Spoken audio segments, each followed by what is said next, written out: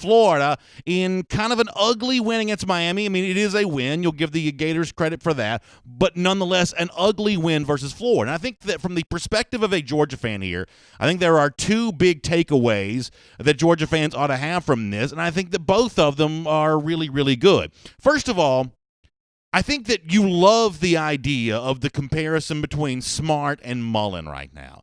This could not work out any better for Georgia fans to see the kind of game face that Kirby Smart walks around with on a 365-day basis compared to the sort of more, I guess, goofy demeanor. I don't really know how else to say it. They were playing in Orlando, so goofy seems like an appropriate descriptor here.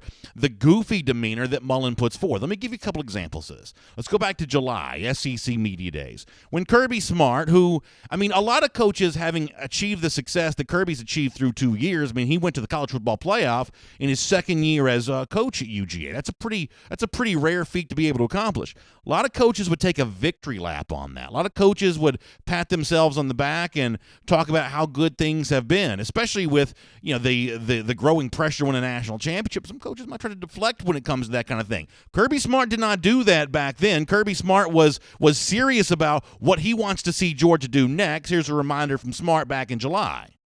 We understand how close we've been to taking the next step, and although 24-5 the last 2 seasons is good, it's not good enough. It's not where we expect to be at the University of Georgia. So that's where Kirby Smart says, hey, what we've done thus far, even though we've beaten Florida 2 straight years, even though we won the SEC East for 2 straight years, even though we've been to the college football playoff, even though we've won the Rose Bowl, that's not good enough. And if you're a Georgia fan, that's what you want. You want a coach that's not easily satisfied. You want a coach that's not going to rest on his laurels, too easily. You're going to want a coach who's hungry for more. Now, make this comparison for a moment. Kirby Smart saying, no, I'm here to do more. Do more means winning more than we have over the last 3 years. Well, listen to how happy Mullen is by comparison on the heels of a 24-20 win against Miami, not covering the spread, against a program that's essentially looking a rebuild down the barrel right now. This is a Miami team that's starting a brand new quarterback, brand new head coach, a mess along the offensive line. Listen to how happy Mullen was after this game on Saturday night by comparison. I'm going to tell you what, though, what a game. What atmosphere. College football is back. This is the best. I love our guys. You had some veteran guys not flinch. We made a lot of mistakes, a lot of things we can coach off of and clean up, and we found a way to win, which was fantastic. I'm really proud of our guys. I'm sorry. I mean, that's too happy for me from a game in which your team didn't play particularly well. You had pinned your entire hopes over the course of the offseason on Felipe Franks. You had been talking in media stuff as recently as a week ago about how, wait till y'all see Franks. I know you saw him last year, maybe didn't look all that good, but behind closed doors, you won't believe the level of improvement he's undergone. And then on the field, we didn't really see that with our own eyes very much on Saturday night, but nonetheless, Mullen's just happy to have college football back and talking about how great the atmosphere was there at Camping World Stadium. Once again, another comparison. Kirby Smart just last week. We're getting close to the start of the season. On paper, Georgia appears to have a much better team than Florida does. But the kind of happiness that you hear from Mullen, you don't hear any of that from Kirby right now. He is ready to go. He's got his game face on. Kirby again. I said do more is what I actually said. So when you go 24-5, we want to do more. And that's really what the mantra is. 24-5, we want to do more. I mean, if we were 29-0, I would say that we needed to win the other ones by more. So it's never enough. I mean, you show me a person that's satisfied with what they've done, and they're done. It's called retired. So that's just not the way I look at things, and that's not the way that this program's going to be run, that you're in constant pursuit of excellence, not perfection. And we're trying to be excellent. So Kirby says, you show me a person who's satisfied with what they've done, and that person is done. In other words, insinuating that the great coaches, the best coaches, are not going to be satisfied. The great coaches, the best coaches, are going to have an insatiable appetite for achievement, and they're not going to settle for meager achievements. The guy that is happy with a meager achievement, the guy that does settle for what he's done, that guy is essentially done. Well, keep that in mind as you hear Dan Mullen say this. We found a way to finish the game, found a way to win. Man, this is awesome. What a great atmosphere. College football's back. I love it. Man, this is awesome, he says. College football's back. I mean, listen, Those 4 clips right there, 2 from Kirby, 2 from Mullen. Mullen, of course, both came from Saturday night. 1 from Kirby came from last week. The other one came from July. To me, they could not accentuate the difference between these 2 coaches any more than they do. Kirby Smart's a business traveler. By comparison, Dan Mullen's a tourist. Mullen just happy about the atmosphere. He loves to see the sights. I mean, he's in Orlando for the same reason virtually everybody goes to Orlando. He wants his picture taken with Mickey Mouse. He wants to just smile and laugh and have a good time, and whatever goes on's okay. His quarterback throws a dangerous interception late in the game. That's all right. We're going to pin our hopes on this guy. Kirby Smart, by comparison, is on the road to close the deal. That's the way that he heads towards Nashville on Saturday night, and that's the way that he heads towards every game that Georgia's going to play this season. These 2 coaches could not be more different right now, and the difference that Smart brings to the table is the advantage that Georgia holds when these 2 teams get ready to play each other come later on in November. Now, let me make one more quick point on this game, then I want to move on and talk solely about Georgia here for a few minutes as well. There is another thing about what happened on Saturday night that I think that Georgia fans should take some great comfort in. And listen, y'all know around here, I don't toot my own horn very much. I don't brag about our numbers. I don't brag about our revenue. I don't brag about anything that DawgNation Daily does. I'll just let the program kind of speak for itself. And I'm also not going to brag about the fact that heading into this game on Saturday for the last few days, last few weeks, last few months, I essentially described exactly what would happen in this game. I said that Florida does have a good pass rush. You got to give them credit for that. They had, 10 sacks? I said Florida's still going to have a shaky quarterback no matter what Dan Mullen tries to tell you during the offseason. Franks threw 2 interceptions. Miami's a rebuilding program, so Florida may get the win, but it might not be pretty. And that's exactly the way this thing went down on Saturday night. What this goes to show you is that for all the assumptions we want to make from time to time about how college football is so wild and unpredictable and almost anything can happen, the truth is the sport's never been easier to predict than it is right now. Now, if you really get granular with the point spreads and the over-unders and things like that, you can get tripped up by the variance from time to time. I'm not telling you should invest your mortgage in betting on this stuff. That's not what I'm saying. But generally speaking, from 10,000 feet, this game has never been easier to predict than it is right now. The team with the best players has an overwhelming advantage in every game that it plays, and there is only so much magic that a coach can bring to the table. And there are a lot of people around the media that have you believe that Mullen's some sort of magical coach. You've heard him called like a quarterback whisperer in the past. For the most part, that's myth-making. For the most part, that doesn't exist anywhere in college football, and it certainly doesn't exist with Dan Mullen. This is a team of slightly above average talent. This is a team that's going to face a slightly difficult schedule, and as I've been saying now for quite some time, this is a team at the end of the year that's going to finish unranked. Now, I got blistered on Twitter from some people on Saturday night when I said that because they assumed that I was overreacting to what I'd seen in week 0. But those of you who are with us each and every day here on DawgNation Daily, you know that I'm simply responding to what I've predicted would happen for months and months and months. Georgia's going to face some challenges this year. Those challenges don't come from the SEC East, certainly does not come from Florida. What we saw on Saturday night was evidence of what most of us have believed going back since the start of the calendar year at least.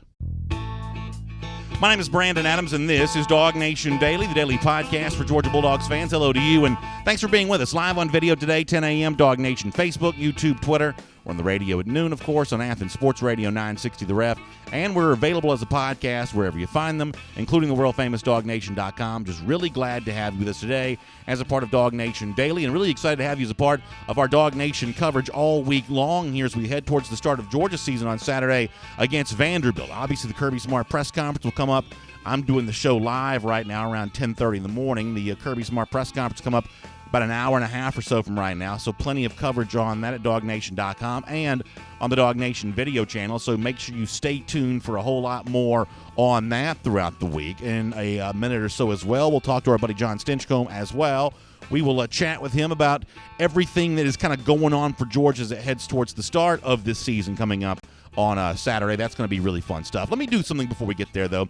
There was obviously some kind of bad news for Georgia over the course of the weekend. You may have seen, is the right verb tense for that. You may have seen that Georgia freshman defensive lineman Bill Norton was arrested on a couple of alcohol-related charges, including suspicion of DUI. And, listen, this is obviously not the kind of news you want to have from a player as you head towards the start of the season. The fact that Norton is not necessarily close to being on the too deep for Georgia right now doesn't do much to change that. I'm very serious about when drunk driving. I think that's the kind of thing, alcohol and driving, I don't think they mix together at all. And so this is the kind of thing I do take seriously, and you hope that whatever led to Norton making this choice that he's apparently made, you hope that he gets what he needs to understand how to make a better choice in the situation that he's in next time. And I can't imagine there's anybody watching or listening right now that views this situation any differently than that. This is not the kind of thing you throw him away over, but it is the kind of thing that he needs to learn from. Maybe there's a lesson here for the entire in the entire team. That downtown Athens scene continues to be a huge, huge temptation, a magnet that draws young men towards it. That's been true for, 50 years. It's going to be true for, another 100 years, I reckon. And knowing how to manage that, knowing how to manage everything that goes along with that is just part of the process. I will say this, though. It does kind of remind me a little bit of something that Saban once said a long time ago, and typically there's not a ton that Nick Saban says that I agree with, but when it comes to issues like these, sort of small issues that pop up from time to time, recoverable offenses, these are the kinds of things that I'm reminded of when Nick Saban has challenged the media in the past of, what would you have me do with a guy that runs afoul of the law, even in such a situation like this where no one is going to condone drunk driving or driving involving any kind of alcohol whatsoever? No one's going to condone that at all, and yet you are left to say, well, what do you do with a guy like Bill Norton or a guy that may have gotten in trouble back during spring practice or any of the things that kind of go on with Georgia in this regard? Here is one instance where I think that Nick Saban actually makes a pretty good bit of sense. Do you remember from the past when Saban has said this? There's always a lot of criticism out there when somebody does something wrong. Everybody wants to know how you're going to punish the guy. All right, but there's not enough for 19 and 20-year-old kids, people out there saying, why don't you give them another chance? All right, so I'm going to give a speech right now about this. Like, where do you want him to be? Guy makes a mistake. Where do you want him to be? You want him to be in the street? Or do you want him to be here graduating? Yeah, so listen, I think that Saban makes a lot of sense when he says stuff like that, and I think a lot of you would probably agree with that there as well. There's this temptation to say, ooh, well, what are people going to think about host of DawgNation Daily if you sort of vouch for second chances for guys who kind of get in a little bit of trouble? The honest truth is I don't care what anybody thinks. And I think actually one of the things that's more admirable about Saban than not here is the fact that he doesn't really kind of care about that kind of stuff sometimes either. I am for second chances. I think that college is a time to learn, and hopefully for a guy like Norton, who's the latest to kind of deal with a situation like this, hopefully he'll get a chance to learn from kind of where he misstepped here on this one. And my guess is there's still plenty of time for him to put this behind him and go on to have a much more successful career at Georgia and a much more successful college life as well, because let's face it, these kinds of real-life learning experiences are a big part of the college process there as well. Before we bring on John Stinchcomb, let me remind you about my friends at Kroger. This upcoming weekend is not just the start of the college football season, it's also Labor Day weekend. Many of you are excited about that. Well, you can make Labor Day Flavor Day with help from our friends at Kroger. Everything you need for the cookout or the pool party, whatever you're doing to kind of say goodbye to the end of summer, you can find right there at Kroger, including half-pound boneless New York strip loin, it's a half-boneless New York strip loin, only $5.99 a pound with card. Also, you can big savings on Coke products, hot dogs, and of course the drumsticks as well. Those popsicle things that the kids like. My kids love them. You can get big savings on those at Kroger as well. So make sure you check that out. Our friends at Kroger getting you ready for Labor Day next weekend. That's going to be some really good stuff. All right, we got a preview coming up of the big weekend in college football. We'll get to that later on. But on Mondays, you've come to expect our buddy John Stinchcomb. Let's get ready to talk to him right now. From Athens and across the SEC or wherever the recruiting trail may lead, here's a DawgNation.com insider. Always fun to have John Stinchcomb as a part of DawgNation Daily here today. Really appreciate him spending some time with us. We're a little late getting to him, so I apologize for that. But good to have him on the show nonetheless. John, hope you got a great weekend. Thanks for being with us. And I know you're just like the rest of us excited about seeing Georgia on the field this upcoming Saturday.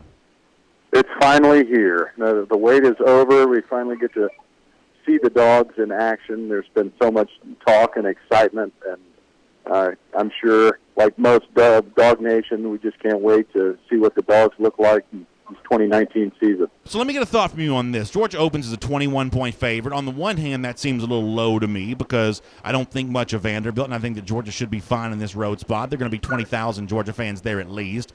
This is not the kind of environment that I think is going to be all that challenging for them. And yet, John, at the same time, you've got DeAndre Swift, who has a little bit of an uncertain health situation right now, just based on the entirety of the scuttlebutt that's gone on with him over the last couple of weeks. You've got Zamir White coming off 2 ACL injuries over the last couple of years, and then kind of a new-look wide receiver core that may involve freshmen more later on in the season, but having those guys ready to go week 1, maybe that's too big of an ask for Georgia right now. So with all that in mind, how much do you think Georgia wants to come out and put its foot on the gas on Saturday? How much of this do you think Kirby Smart's content just to let an easy win stand on its own and kind of move on from there? How motivated, in other words, do you think Georgia is to come out and just beat the brakes off of Vanderbilt? I think they're highly motivated. I think you look at the SEC East and the SEC overall, and this is a big game. You start out of the gates with a conference opponent, and it's your first opportunity. There's so much has been made of the uncertainty at the wide receiver position. You're trying to build momentum, and this week 1 foe is a great opportunity to do that. So, I mean, you got to start with your foot on the gas, and hopefully by somewhere in that second half, you can let off a little bit and start to develop some of your younger talent. I mean, that's what, in an ideal world, this game will look like. But until you get to that point, you've got to start with your hammer down. Then I have no doubt that's what Georgia's planning on doing. What's kind of funny, I hear from a lot of fans on this, and I don't know if this criticism is accurate or not, but it's kind of funny that I've heard this from a few different people that's one of the things they wish that Georgia would have shown a little bit more of the last couple of years is what they'll call like a killer instinct to basically turn a 21-point game into a 35-point game. And, my response to that, John, is always, well, actually, Georgia hasn't played a close SEC East game in quite some time. They've won every division game by 14 or more points over the last 2 years. Most of those were like 20 or more points on the average anyway. And yet there are still some fans who, see the opportunity to hang these really big scores on opponents the way that maybe they perceive Alabama as having done, at least in the early portion of the 2018 season. Does that matter to you? I mean, are you looking as a, slash analyst slash fan, are you looking for the style points, or is that the kind of thing that you're eager to see, or do you see the ultimate objective as being somewhat different than that? No, I'm not a fan of the gaudy numbers. It really does nothing for me. I think you can watch games and see once it's in hand. I mean, a 21-point lead over an opponent, for the most part, if you carry a 21-point lead in the second half, that game is all but over. Barring any kind of feel where you're thinking, oh, they're building momentum, I get it. But the gaudy numbers against a lesser opponent, that says nothing. You're a better team. I get that. Alabama's faced a number of teams. Oregon back in the day when they used to have that high-speed offense where they could put up 70 on opponent. Okay, against a lesser opponent, you can do that. But to me, that's not a good gauge when you're going best on best and you're talking about the top 5-6 teams in the country.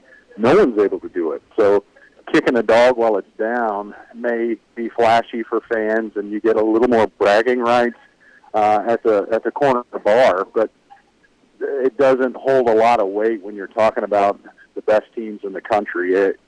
That's not a good gauge to me. I don't know how much of the Florida-Miami game you got to see on Saturday, but for me, it was a validation of what we've been saying about Florida now for a while. This is still a team that I believe that has a shaky quarterback, and Franks appeared to be that way against Miami on Saturday.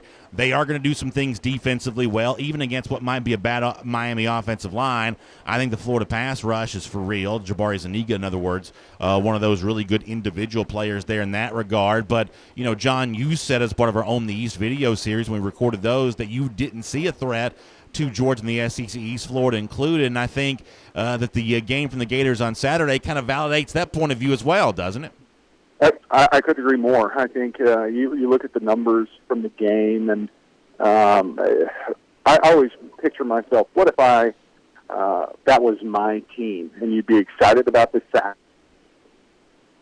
So that's a point of pride. You got double-digit sacks. And you look at the opponent they're playing, and Miami has a a very green offensive line that struggled at times. And then if Felipe Franks is your quarterback, then you have to have some serious concerns. Can he make plays? Yeah, he can, but who in the SEC can't?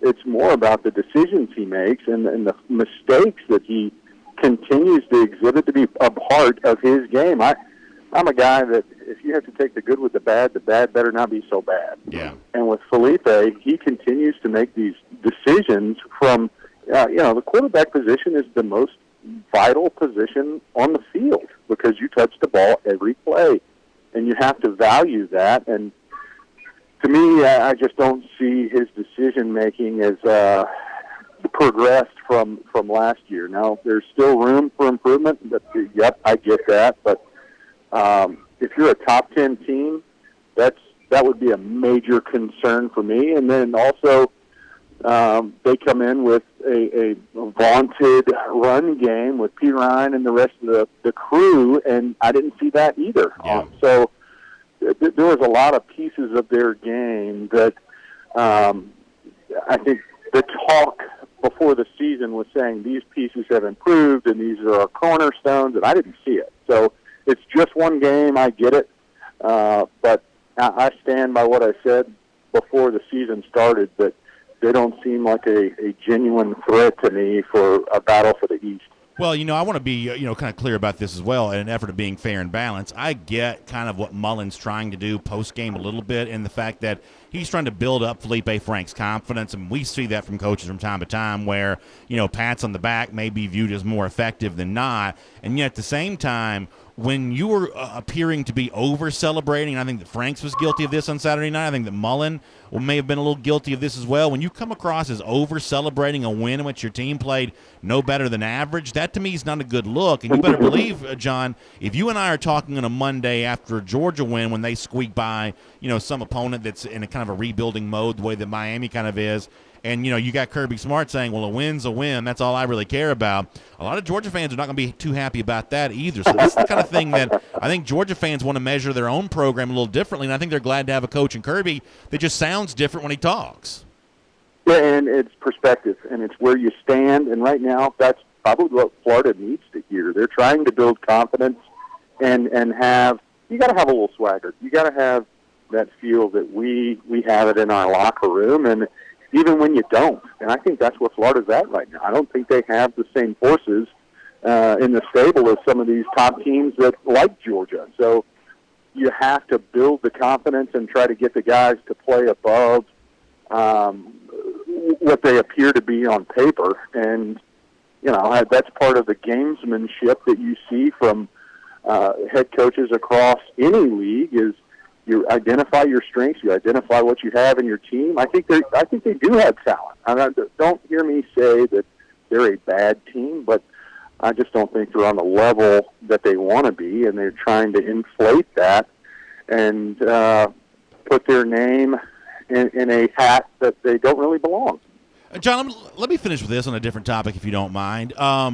Bill Norton gets arrested on suspicion of DUI on Saturday. That's a freshman defensive lineman, not a guy that's probably huge in Georgia's plans this year, and yet it doesn't change the overall scenario that Georgia fans don't like seeing their players show up on headlines for a reason like this.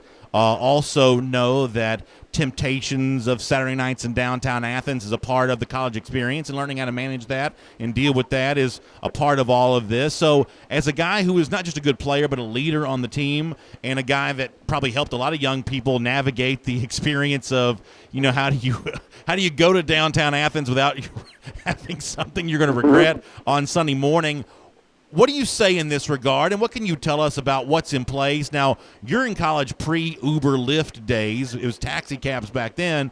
But just when it comes to the infrastructure that's in place, what would you assume that's kind of, there for Norton to avail himself? And, how does a program deal with a very attractive college town, downtown scene, only a few steps from its campus and a few steps from its stadium? How does Georgia manage this effectively?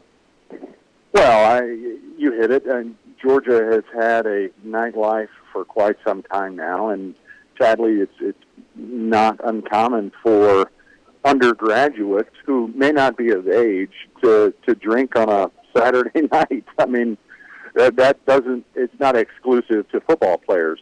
I think the discouraging piece is the driving after you've had some drinks, which is a terrible idea. Whether you're 19, 20, or 30, it doesn't really matter. You know that's not only are you making a bad decision for yourself, but you're jeopardizing those you're around. And I think with the resources that are available at the University of Georgia, that that's a mistake you just can't make. And hopefully he learns from it. It's a one-time blip on the radar, but there's so many resources available for student athletes and really just students at the University of Georgia in general.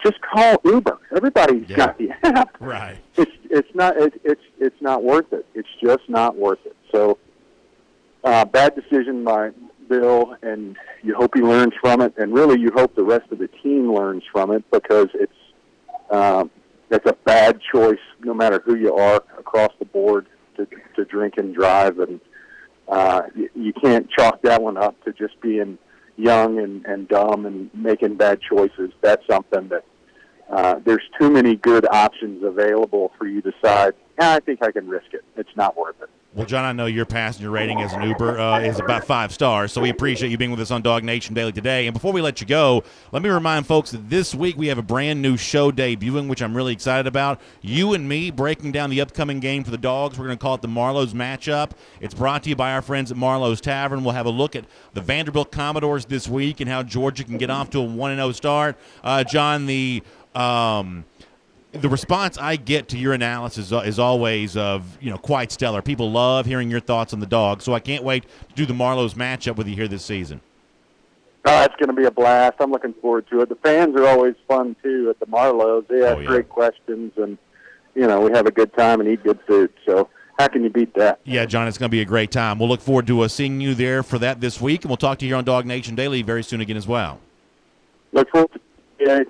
Good stuff there from John Stinchcomb. Yes, so we're going to do the Marlowe's matchup this season each and every week. And as John said, some of that's going to include live broadcasts at Marlowe's like you've come to expect. Many of you are saying, well, when's the first one going to be? I've had several people already asking me about our Marlowe's schedule coming up. So the good news is we're only a couple of weeks away from our first one. I won't try to muddy the waters right now by telling you about that this far in advance, but it is coming up really soon. But in addition to that, we're going to have extra Marlowe's themed shows here each and every week looking ahead to each of the UGA games. So this week's edition of the Marlowe's matchup will be in studio, and in future weeks we'll be in studio and live, able to take your comments, and you can talk to John directly, interact with kind of everything that's going on there. And then a few times this year, special appearances at Marlowe's Taverns in some of our neighborhoods here around the Atlanta area. So stay tuned for more on our schedule for that. That's going to be a lot of fun. I wanted to mention something that Phil Rogers said in our Facebook comment section, because he asked a question on Facebook that kind of circles back around to something that John was saying kind of off the top there. I was asking John of, hey, 21-point favorite against Vanderbilt. A lot of Georgia fans certainly like the Dogs minus those points, but also kind of look ahead to the possibility of, is this a Georgia team that wants to flex on Saturday? Is this a Georgia team that really wants to go out there and hang a big number and get off to a really impressive start? We've seen, Alabama, for instance, 2 years ago go into Nashville and put up a big number on the Commodores. Is Georgia ready to do something like that this particular Saturday? And Phil Rogers kind of asked a similar question along those lines of, well, how much does Georgia really want to pass in this game? And that's, for me, what remains to be seen. It's one of the reasons why I like Georgia minus the 21 points, but I don't know that I like them minus 41 points, if you get my drift, because I think a lot of the wide receiver core that's going to be the nucleus of what this team does along its stretch run, maybe there's motivation not quite to, certainly the expectation shouldn't be to have them up to speed here week one for young guys.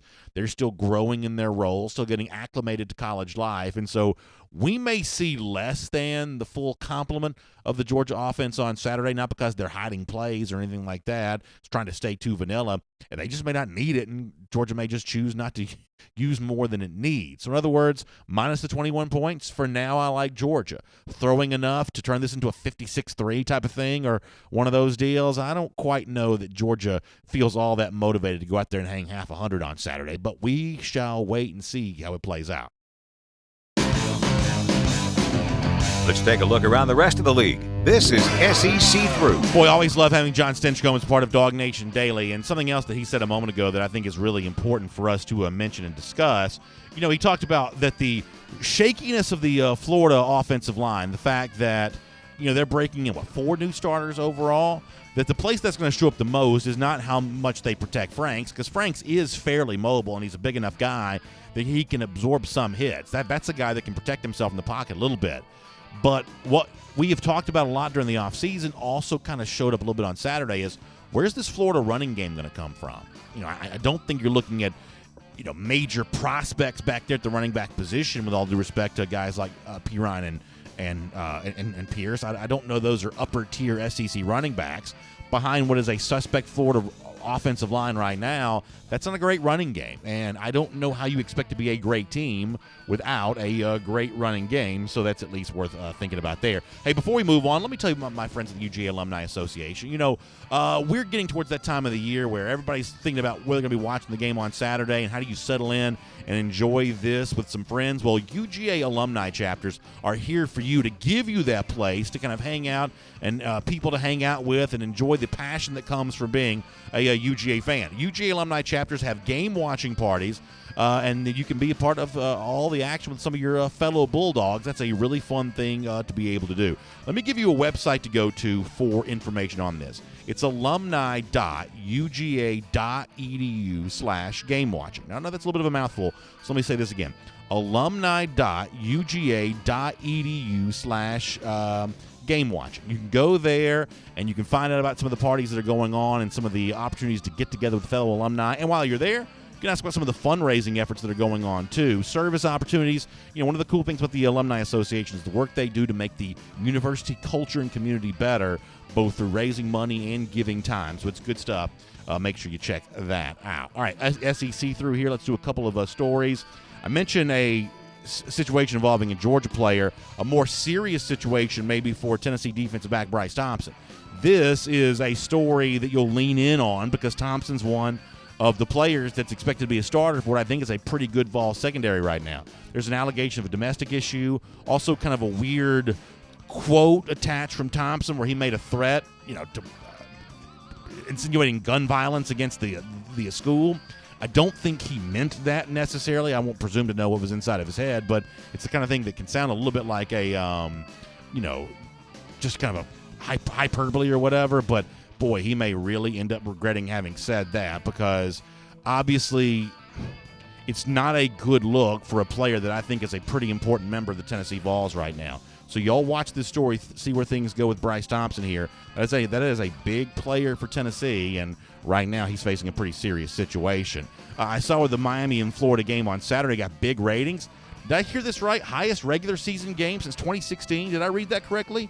Pretty big ratings for this. Well, that leads me to believe that week 0 is here to stay. You know, college football, once it expands, doesn't do a whole lot of contraction after that. So my guess is we're going to see a big week 0 game. There were, you know, a couple more games this past weekend. Arizona, Hawaii, for instance. I think we're going to see more of this in the future, and we're just going to, I don't know if we're going to keep calling it week 0 if it's something we do every year. But nonetheless, I think the rating success for Gators and Hurricanes on Saturday probably leads to more of this in the future, and I kind of don't mind it. Now, I don't know that I want to see Georgia play in the middle of the summer, but I don't really mind somebody else playing there at that time. I don't like Florida, but selling in front of the TV to watch the Gators on Saturday night, I have to say I was pretty entertained by it, even if it was kind of a ugly game. Let me give you a little bit of a preview of some of the big games that we'll be talking about a lot this week, heading towards the weekend. If you're kind of just now getting acclimated to game week, here's your primer for all of that. You do have Tech and Clemson coming up on Thursday. Clemson a 36-point favorite at home there in what will be the ACC Network debut. Ole Miss is against Memphis on Saturday. Memphis is a 6-point favorite at home. This is an interesting game for Matt Luke and his future there at Ole Miss. And when it's probably a little bit more of a rival and you think they're against the Tigers, that's worth watching. Alabama's a big favorite in Atlanta against Duke. Duke typically pretty good against the spread early in the season. Alabama not always a guarantee in games like this. I'm sure we'll talk a little bit this week about the Tide and the Devils. South Carolina, North Carolina is one of those huge games for an SEC team in the non-conference season. Gamecocks play a really tough schedule. You know that. and getting a win against North Carolina would be very important there. Oregon-Auburn, I think, is a great game. Missouri-Wyoming is a weird game, just given the fact that Missouri, for whatever reason, is traveling to Laramie, Wyoming, to play this game. And then the two national games we'll probably talk more about on Sunday and Monday: Houston against Oklahoma, Jalen Hurts, his debut for the Sooners, and Notre Dame against Louisville on a Monday night. That's a preview, obviously, of the big non-conference game that Georgia's going to play on September the 21st. So, y'all, we have made it. College football is here. We're talking about a game that took place on Saturday with Florida and Miami. We're looking ahead to a whole bunch of games this upcoming weekend. It is just going to be a great, great season. I can't wait to cover all of that with you right here on DawgNation Daily. Now, let me turn your attention to something else, because I know many of you have been busy throughout the weekend. You were running around doing a bunch of stuff. You may have missed something that we dropped at DawgNation.com yesterday and on the DawgNation video channels. I am thrilled about September 7th because it's going to be the inaugural day of Dooley Field at Sanford Stadium, the field renamed in honor of the legendary Vince Dooley, 40 years at Georgia as both coach and athletic director. In honor of that moment, we had a chance to spend some time with Coach Dooley at his house recently, and it was an interview that I was very proud to have been a part of, and I want to give you a little taste of that so that you'll go to DawgNation.com and read the story and watch the full interview for yourself. You know, when Dooley first took over at Georgia, the stature of the program nowhere near as big as it is now, and yet so much of the growth that's taken place at Georgia is because of Dooley's efforts as both football coach and athletic director. Could he have ever imagined that things would have grown to the point where they are now? I thought Coach Dooley gave a very introspective answer to that question. Take a look and listen to this. So when you take the Georgia job, obviously things were different at UGA. They would grow to be. The Dogs had some lean years prior to you being named coach. And I would imagine for many people it would be difficult to imagine how big the program would eventually grow to become under your leadership as both coach and athletic director.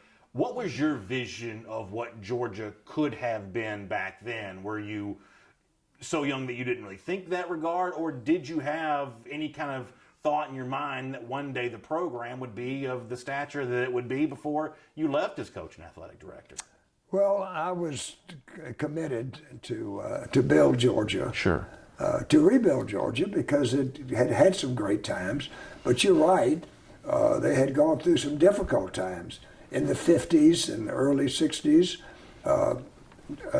7 losing seasons out of 9 in a row. I mean, that's pretty bad. To lose to Georgia Tech, your biggest rival, 8 straight years, that's tough. But I also felt like that Georgia was a state with a lot of good football players, and Georgia was really just beginning to get good in all of the high schools. The coaching was getting better and better in the high schools. So we made a commitment that we were going to concentrate first and foremost on the state. In the past, they signed a lot of players from New Jersey or from Pennsylvania or from Ohio. We still signed some, but not to the emphasis in the past, but the emphasis was on Georgia. And I think by doing that, we brought all these little towns where football is so important. When we had a player that came from that town, we also inherited the town as well. So I think we did that, accomplished that, and because of that, we got off to a good start. I had some good coaches that I hired, really good coaches, and we had a bunch of players that were already here that I don't think was organized as they should be, but they were hungry, and they would hit you. They wanted to play, and they played hard, and we got off to a good start, and by the 3rd year, we were able to win a championship, which was good for me because everybody was wondering, who in the heck is this guy? Who is this guy coming from across the Chattahoochee? And I always tell people when I think about it, and it'll never happen today, that here I was 31 years old, and I was really coaching the freshman team when I was hired, though I had been 5 years with the varsity, but I wanted some broad experience. And back in those days, freshman teams were separate, and you coached all of them. So I thought it was good for me from the standpoint professionally. So here I was, 31 years old, freshman coach, rival school, and they hired me. I think a lot of people said, when they announced the new coach was Vince, they were all excited. They were thinking Vince Lombardi. But when they said Vince Dooley, they said, who in the world is that? Well, as an athletic director, which I was, there is no way I would have hired anybody with that lack of recommendation and lack of resume. And of course, it turned out to be a great decision for Georgia. So I tell you what, you want to talk about a great experience, that chance to talk to Coach Dooley, and you should go see the full interview for yourself if you haven't had a chance to already. DawgNation.com, DawgNation video channels, the spot for all of that.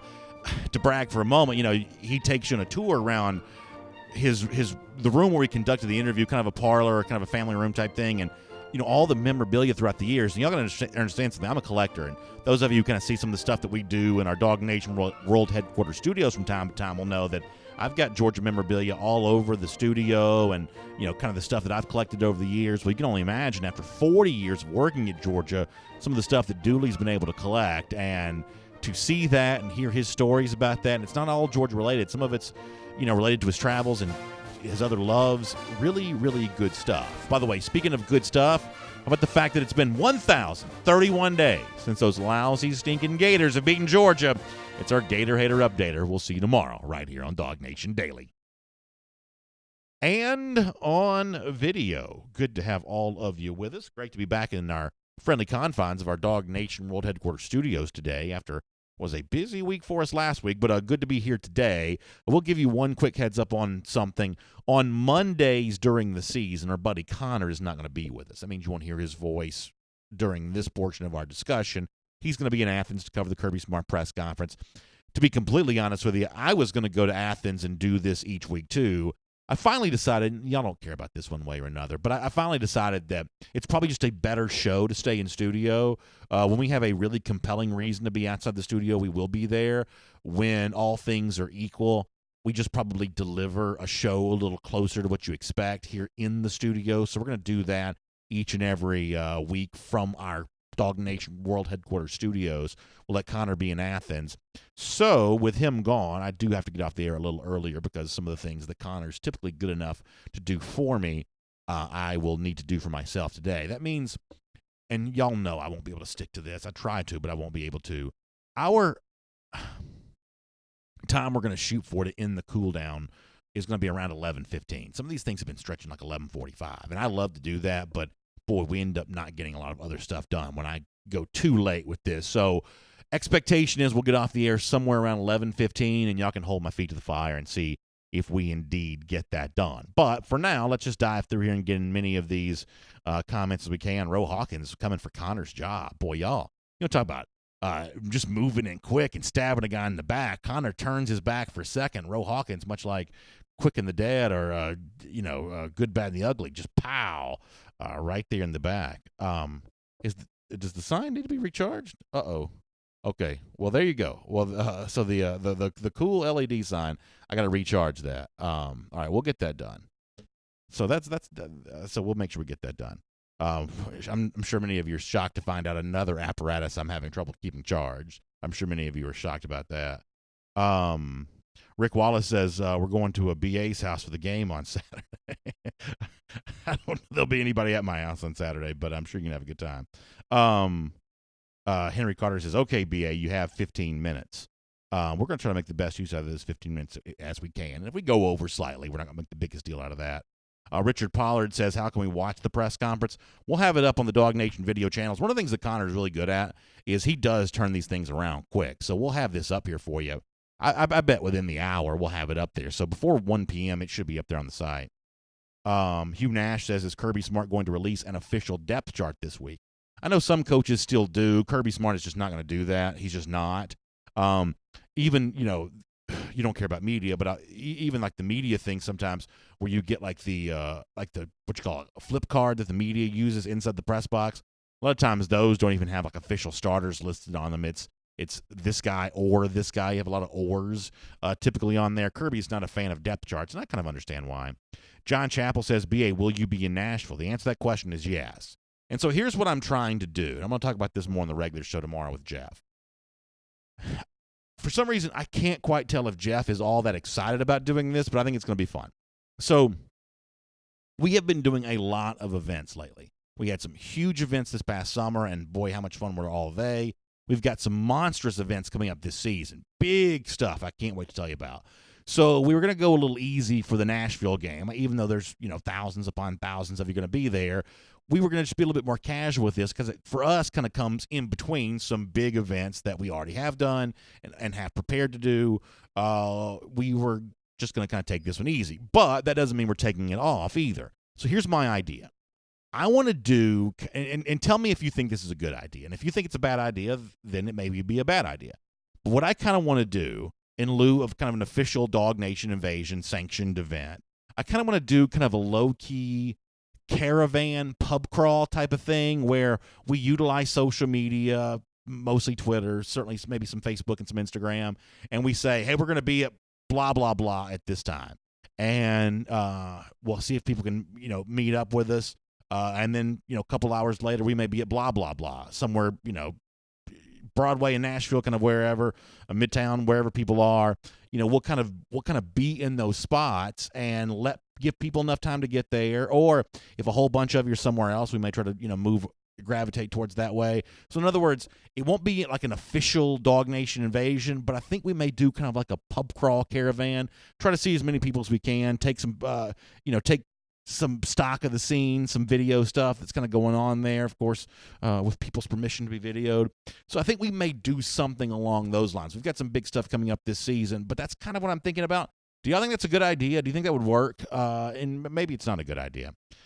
Hugh Nash says he would love to be there. He lives in Nashville. So, Hugh, yeah, we're going to try to make this as clear as we possibly can. At DawgNation Daily for me on Twitter. At Jeff Sintel for Jeff on Twitter. Our buddy Connor's going to be with us, too. We'll probably do some of this on the DawgNation Instagram. We may even, do an Instagram story of all of this. You never know. Wyatt Fielden says, did I watch any high school football this weekend? So, I watched a very little bit of Kendall play on Saturday night, and then I have not been sleeping good lately, and I won't bore you all the details on that. I'm just in a weird insomnia streak here. So it's one of those things where I fall hard asleep, and then I wake up in the middle of the night and can't go back to sleep. So I had that happen to me on Saturday. After the Miami and Florida game, came back home, sat on the couch, started watching Kendall play a little bit. And then I just was just out like a corpse. So I only got to see a little bit of that. I saw Roseme's one-handed catch. That was cool. What else did I see? I saw Terrence Edwards tweet about a Rick Gilbert, which I thought was really interesting. So I saw some of the stuff for recruits, but I didn't stay awake for Kendall's game. I guess I heard that I think Carson's game was streamed. Did some of y'all see that? And did Birch play on TV too? So the only thing I saw a little bit of was Kendall, but then I fell asleep before that. John Chappell says, I hope you don't get slowed down by all those Nashville bachelorette parties. Yeah, I know that's a big bachelorette party town, and I'm sure that Labor Day weekend there's going to be even more of those. Joel Moody, it was Julian Fleming that Birch was playing. How was that, Joel? Tell us how that went. Chris McGee says Carson Beck can really sling it. Yeah, I heard he put up a couple big throws. Matt Rukavina says that insomnia is a symptom of anxiety. That's probably true. Probably true. A lot of big doings at DawgNation this year. We're just trying to make sure they all go well. So that's probably impacting the sleep schedule a little bit. You may be right about that as well. Jimmy Durham says Vandy likes to run how many yards do you see the difference, the defense giving up in rushing yards on Saturday? If you say a low number, is this a good measure of improvement? Jimmy, I think it's a great question.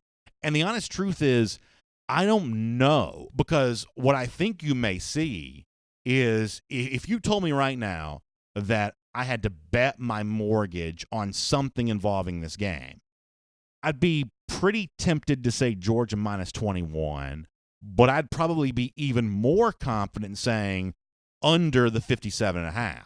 I really feel like this game really feels like an easy Georgia win that does not go anywhere near 57.5. Could I see Georgia winning 42-10, something like that, 37-10, maybe even 31-10. Could I see Vanderbilt getting on the board, Georgia winning comfortably, but not flirting with 60 points, between the two sides? I could definitely see that. So what I expect to have happen, to go back to your question, is that Vanderbilt's going to to use the Kirby phrase, kind of keep chopping with its running game. I think they take minutes off the clock. I think they shorten the game because of that.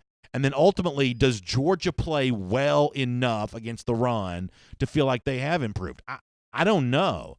But of all the storylines of the game on Saturday, that's probably for me the one that I'm the most interested in, is against Keyshawn Vaughn, this really good Vanderbilt running back. Can Georgia go out there and, if not shut him down, limit him? I look at success rate, which is the percentage of yards you get in comparison to the yards you need.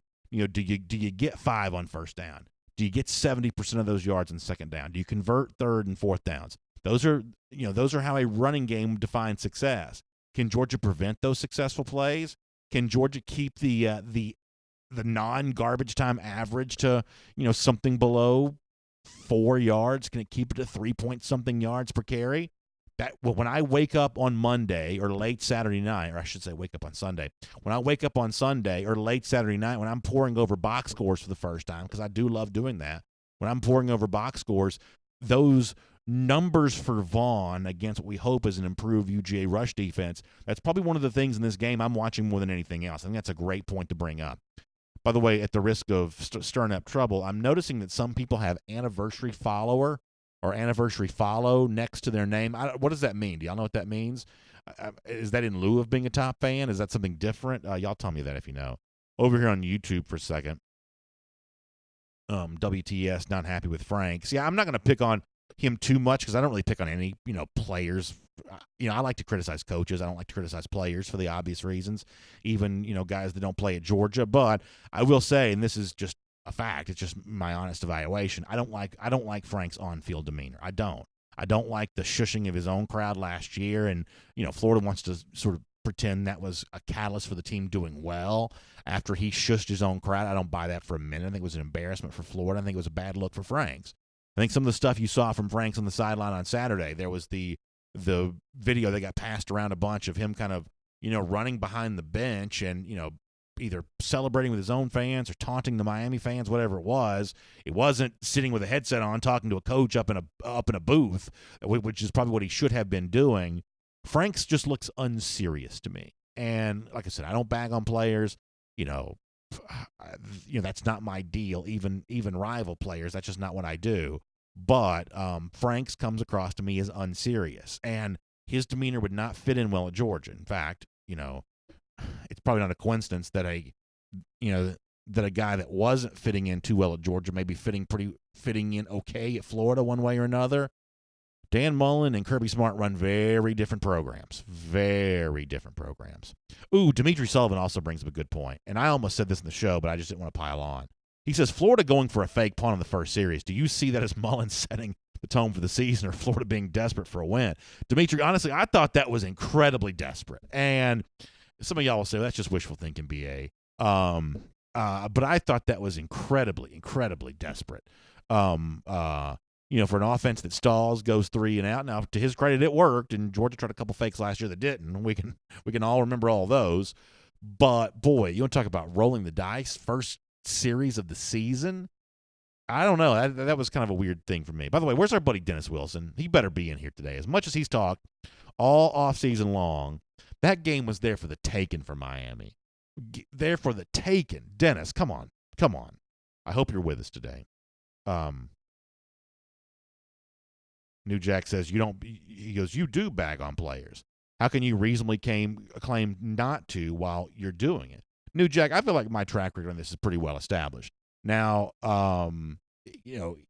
there's some things that can't be denied. There's some things just obvious facts. But the one thing you don't hear me ever do is take a bunch of cheap shots at certainly a Georgia player, and even that, the rival players there as well. My rules have always been anything involving coaches for the most part is fair game, because those guys are getting paid millions of dollars. The players are on scholarship. The players are also half my age. I, for the most part, go a little lighter on them, even the ones that play for the rival programs. However, it is just objective analysis that some of the stuff that Franks did on Saturday was not, for me, a look in keeping with a true leader of men at the quarterback position. I'm not going to overstate that. I'm not going to, jump up and down and scream and yell about it, but I'd be lying if I said that I liked it. So what else is out here? Matthew McGahee. Oh, yeah, this is a good point from Matthew McGahee. He says, the look Spurrier gave in the stands after the Frank's interception, y'all, that was hilarious. Connor wrote a story about that at DawgNation.com. You can see that. Really, really funny stuff. I thought that was very funny. Very funny. GB2 says, how about these rushing stats for Florida? 27 attempts for 52 yards. That's less than 2 yards per carry average against an ACC defensive line. That's not good, GB2. I'm glad you shared that. Green Soldier says, do you see Florida growing in any significant way this season? If so, where? Is there still room for Franks to get more comfortable? There's obviously still some room for that, but the problem is that he has looked kind of the same now for a couple of years, and we were told that the growth and improvement happened during the offseason. So at this point in time, that may just not occur. I think offensive line play to a degree is about chemistry. Guys can play together well and sometimes be greater than their individual parts. So could the Florida running game find a little bit of a lane to run in more so by the end of the season? That's certainly a possibility. I mean, I think if you're thinking about how a Georgia team matches up with the Gators, it does come back to there are three things that Florida probably has that are pretty strong. A couple different waves of the defense, certainly including the pass rush, secondary. I think those issues for the Gators are certainly pretty good. I think the Florida wide receiver core is actually probably pretty good. Now, Frank's got to get the ball to them, but those are three things that Florida has. And so in an individual game, Gators can be dangerous because they have at least three things going for them. But if you're asking what can Florida improve on between now and the end of the season, maybe the offensive line finds a little chemistry together, and maybe that helps the running game here a little bit. But at this point in time, Franks probably is what he is. G. Gray says, is Dennis in hiding? Yeah, I mean, even G knows this. Dennis has got to show his face today. That is bad form if he doesn't. Big Dog says, what is your over-under for Vandy rushing yards on Saturday? Big Dog, I don't want to dodge the question, but can you give me a day or so? Because I want to give you a really good answer for that. And I don't really know yet what it would be. As I said before, I'd love to think that Georgia could hold them below 4 yards per carry. So on 40 or so rushes, that's going to get you under 150 yards. Would you be happy? Would you be happy with 120 yards allowed to Vanderbilt on Saturday? Would you be happy with that? Let's talk about that some more as we go through the week. GB2 says, I say our two biggest tests in the East are Missouri and then Tennessee. I mean, I think Florida's still better than Tennessee, but I understand where you're going from on this. By the way, good to have Matthew McGahee back in the comment section. I feel like we haven't seen him in a while. John Snook says he wants under 100 yards. Well, there you go. There you go on that. Back over here on Facebook for a moment. Philip Jordan Wells says, victory Jordans for all in Florida. Yeah. I was thinking about the difference between the Miami fans, because I've seen plenty of Miami fans wearing the jean shorts over the years too. I guess the difference between like the Miami fan jean short and the Florida fan jean short is Miami fans hem their jean shorts or their jorts. They hem theirs, whereas Florida fans oftentimes won't hem theirs. That's kind of the difference, I guess. How about Matt Rukavina saying Kentucky makes it 2 in a row versus Florida in 2 weeks. Ron Brown says, how about a 2-minute drill? Let's see if we can do a rapid-fire thing. Let's try to do that, because I probably should do that more anyway. Jimmy Guthrie says over-under of 210 total offensive yards for Vanderbilt. That's probably a pretty good number, and going under that for Georgia is probably realistic. William and Lane Morgan wants to give up less than 100 yards on Saturday. Is that realistic? I'll have to wrestle with that a little bit. Bryce Dixon, who started up that Florida account last week, says Mullen's going to end up benching Franks, then Florida will derail. I mean, if they want to, go to Emory Jones, I guess he's there to do that. But if Jones was a player, he'd probably already be starting. Rick Wallace says Gators going to have touchdown jorts when they score. Yeah, kind of like those all that jewelry Miami had on its sideline. Now, the 305 gold chain, I have to admit, I kind of like.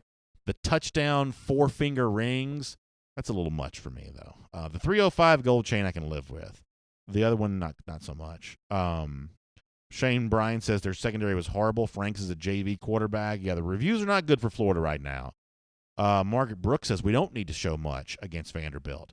I wonder how much Georgia will show. I bet you'll see a lot of Brian Herrien. I bet you'll see a lot of Tyler Simmons.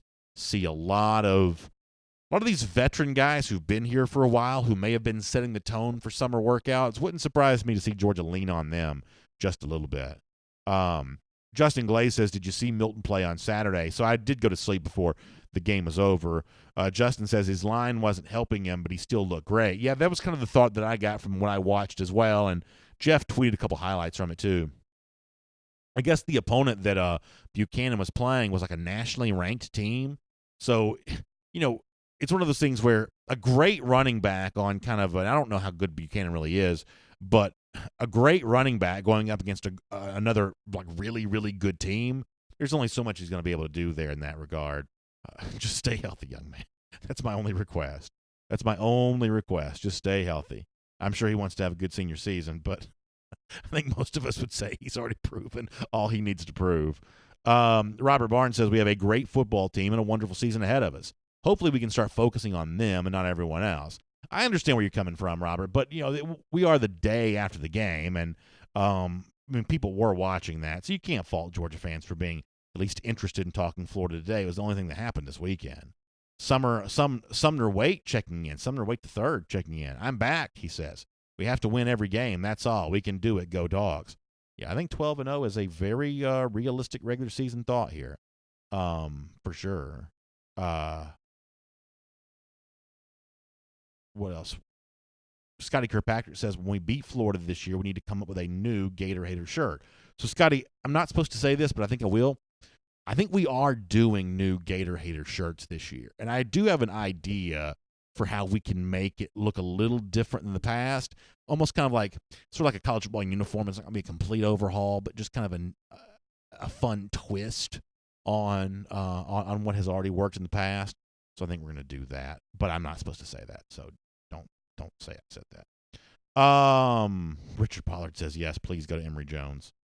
All right, let me do I said we're going off at 11:15. It's almost 11:20, so let me do a couple more and let's get ready to go. Richard Pollard's got the Braves winning the World Series. Can't wait to see that. Nathan Edwards says, how many minutes does B8 go over today? I swear, Nathan, I can't go over too much more. I'm already, 3 minutes over? I got to get off the air, but I do want to do a couple more comments. John Chappell says if Auburn handles Oregon easily, no one will mention the Pac-12 for another season. I do like Auburn in that game. I do. I liked them last year against Washington. I like them this year against Oregon. I think that's a defense that Oregon cannot tangle with. John Benton predicts Alabama won't make the playoff. That's kind of fun. Richard Sheffield says, can you think of a season with higher expectations? It's an interesting question. Georgia did start out preseason number 1 in 2008. Now, on paper, this 2019 team appears to be better on paper than the 2008 team was. I'm not sure we would have thought that necessarily in 2008, though. I mean, legitimately, the 08 Dogs had high expectations. Of course, Sturdivant gets hurt, Georgia's best offensive lineman, right there at the beginning of those practices, which was just a huge blow to a team that was nowhere near as deep then as this one is now. But you have at least got to go back to 2008 to find a team on paper that had the kind of expectations this team faces. Henry Carter says lunch is going to be on me for breaking my time contract. Yeah, that may be true.